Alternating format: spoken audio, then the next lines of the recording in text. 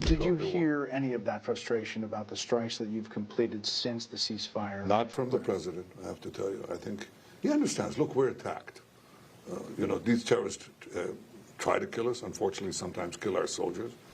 Israel's Prime Minister Benjamin Netanyahu said on Tuesday that U.S. President Donald Trump had expressed no misgivings to him in private about Israeli strikes on Gaza carried out after the declaration of a ceasefire, strikes that have killed more than 400 Palestinians, most of them civilians, according to Gaza-held officials. Netanyahu made the remarks during an interview with Fox News anchor Brett Baer while visiting the United States. Look, I think we have to give it a chance. There's an attempt to bring an international force. So far it hasn't come to fruition, but we'll give it a chance because if it can be done, again, as the president and I have said, if it can be done the easy way, fine. And if not, it'll be done another way. Coming into this meeting, there was some... I didn't have to bring the president anywhere. We saw eye to eye. He cut right to the chase.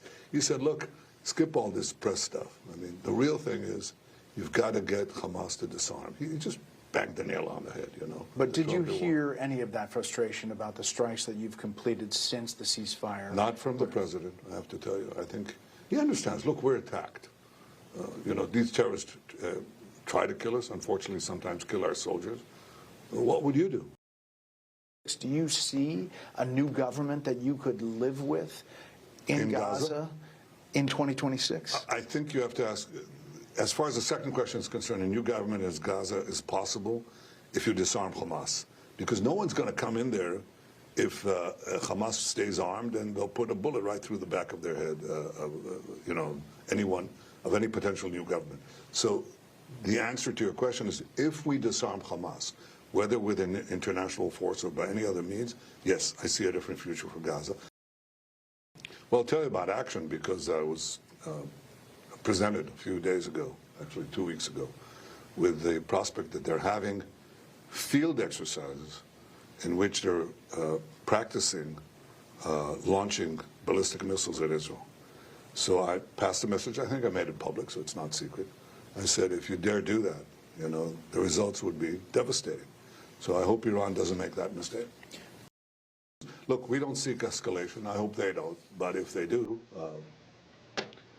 all bets are off. The comments came a day after Netanyahu met Trump on Monday for discussions that focus heavily on Gaza, Hamas, and broader regional security issues. The remarks highlight the close alignment Netanyahu described between his government and the Trump administration, even as international scrutiny intensifies over Israel's military actions in Gaza following the ceasefire.